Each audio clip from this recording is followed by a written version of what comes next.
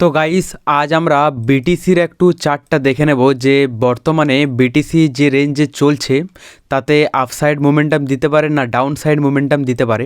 কারণ এখানে আমরা যদি দেখি বিটিসির চার্টটা, তো এখানে দেখতে পাবো যে মোটামুটি বিটিসি এক সপ্তাহের মতো টাইম স্পেন্ড করছে এবং এখানে দেখা যাচ্ছে মোটামুটি এর যে লেভেল, হাই লেভেল বলতে এখানে এই লেভেল পর্যন্ত এবং ডাউন সাইড হচ্ছে এই লেভেল আছে। তো এরপর এখানে আমরা যদি দেখি যে আপসাইডে যে লেভেল সেটা হচ্ছে মোটামুটি $97,000 এবং ডাউন সাইডে যে মোমেন্টাম দিয়েছে তার লেভেল হচ্ছে এখানে মোটামুটি $80,000। তো এরপর আমরা দেখে নেব যে মার্কেটে পসিবিলিটি কী আছে, আপসাইড মোমেন্টাম দিতে পারে নাকি ডাউন সাইডে আরও যেতে পারে। তো এখানে যে দেখতে পাওয়া যাচ্ছে তাতে আমরা একটা ক্লিয়ার প্যাটার্ন দেখতে পাচ্ছি এবং এই প্যাটার্নটা অ্যাকচুয়ালি কী প্যাটার্ন, যদি আপনি ট্রেডিংয়ে মোটামুটি টাইম স্পেন্ড করে থাকেন অবশ্যই জানবেন যে এই প্যাটার্নটা কী প্যাটার্ন। আপনারা অবশ্যই কমেন্টে জানাবেন। এখানে আমি জাস্ট প্যাটার্নটা এখানে দেখাচ্ছি। এখানে দেখতে পাচ্ছেন এটা একটা প্যাটার্ন এবং এই প্যাটার্নটা বুলিশ প্যাটার্ন না বিয়ারিশ প্যাটার্ন অবশ্যই আপনারা কিন্তু কমেন্টে জানাবেন। এখানে দেখুন এই যে প্যাটার্নটা, এই প্যাটার্নটার অ্যাকচুয়ালি টার্গেট কি। এই প্যাটার্নটার টার্গেট বলতে যে সাইডেই মোমেন্টাম দেবে সেদিকে কিন্তু এর টার্গেট হিট করার সম্ভাবনা বেশি এবং এর লেন্থ পর্যন্ত আমি যদি ধরি তাহলে মার্কেট যদি ডাউন সাইড মোমেন্টাম দেয় তো এর টার্গেট এখান থেকে মোটামুটি $84,000 আসার সম্ভাবনা রয়েছে। আর যদি মার্কেটে আপসাইড মোমেন্টাম দেয় তাহলে টার্গেটটা আমরা একটু দেখে নেব। এখানে মোটামুটি আপসাইড মোমেন্টামে যে টার্গেট দেখতে পাওয়া যাচ্ছে তাতে মোটামুটি $95,000 পর্যন্ত। তো এরপর মার্কেট কি রিয়েকশান দিয়েছে এই প্যাটার্নটাতে মার্কেট অ্যাকচুয়ালি যেটা রিয়েকশান দিয়েছে সেটা হচ্ছে মার্কেট ব্রেক ডাউন করেছে। এখানে দেখতে পাচ্ছেন, আমি প্যাটার্নটা একটু ভালোভাবে প্লট করে নিই। এখানে যা দেখা যাচ্ছে তাতে মার্কেট ব্রেক ডাউন কিন্তু করেছে এবং ব্রেক ডাউন করার পর মার্কেট ডাউন সাইড মোমেন্টাম দিয়েছে।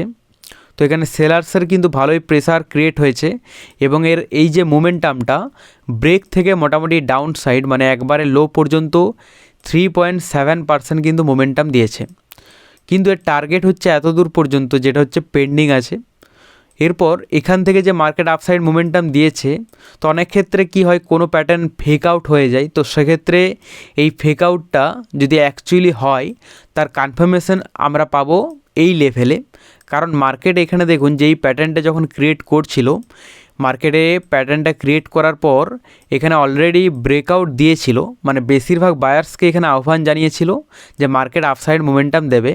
তো এখানে ব্রেকআউটে যে সমস্ত বায়ার্সরা এখানে এন্টার করেছিল তাদেরকে ট্র্যাপ করার জন্য মার্কেট কিন্তু ডাউনসাইড মোমেন্টাম দিয়েছে এবং সেই সমস্ত বায়ার্সের এসএল সম্ভবত এই রকম পয়েন্টেই থাকবে।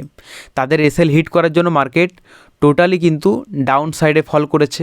তো এরপর কনফার্মেশনটা পাওয়া যাবে ঠিক এই রকম লেভেলে। এই লেভেলটা যখনই মার্কেট ব্রেক করে দেবে না, তখন কিন্তু ইজিলিভাবে মার্কেটে আপনি দেখতে পাবেন যে $95,000 ইজিলিভাবে চলে যাবে। $1,00,000 কিন্তু যেতে পারে, কারণ এখানে মার্কেটে রিসেন্ট যে হাইটা লাগিয়েছিল $97,000-98,000 পর্যন্ত ম্যাক্স। তো এরপরে যদি মার্কেট এই লেভেলটাকে ব্রেক করে দেয় তাহলে পসিবিলিটিস অনেক থাকবে যে মার্কেটে এটাকেও ব্রেক করবে এবং $1,00,000 যার সম্ভাবনা রয়েছে।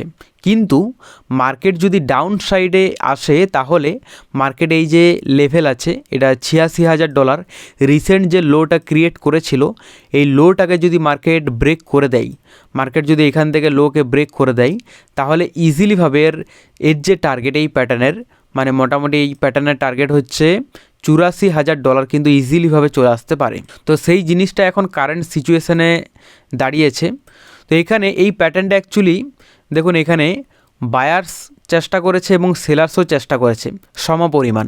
তো এরপর এই প্যাটার্নটা অ্যাকচুয়ালি কী হয়, যেদিকে ব্রেক দেয় সেদিকেই কিন্তু যাওয়ার সম্ভাবনা থাকে, কিন্তু এক্ষেত্রে অনেক সময় ফেক আউট হয় এবং এই প্যাটার্নটাও কিন্তু ফেক আউটই ক্রিয়েট করেছে, যেটা আমরা দেখতে পাচ্ছি যে এখানে প্রথমে ব্রেকআউট দিয়েছিল এবং ব্রেকআউট দেওয়ার পর মার্কেট ডাউনসাইড মোমেন্টাম দিয়েছে। এই যে অ্যানালিসিসটা আমরা করলাম এটা হচ্ছে কোনো রকম আমরা ইন্ডিকেটার ইউজ করলাম না, শুধুমাত্র জাস্ট নর্মাল সাপোর্ট রেসিস্ট্যান্স, ঠিক আছে, এবং প্রাইস অ্যাকশন এগুলো দেখেই কিন্তু আমরা জাস্ট প্রেডিকশন করলাম এবং সাপোর্ট রেসিস্ট্যান্স খুব ভালোভাবে কাজ করে মার্কেটে। তবে ইন্ডিকেটার যে লাগাতেই হবে এমন কোনো ব্যাপার না, ইন্ডিকেটার আমি এমনিতেও ইউজ করি না। তো ইন্ডিকেটার ইউজ না করেই জাস্ট এটার প্রেডিকশন করলাম। তো এখানে দেখতে পাচ্ছেন যে আমি জাস্ট আপনাদেরকে আমার ভিউটা শেয়ার করলাম, এটা কোনো ফাইন্যান্সিয়াল অ্যাডভাইস নয়।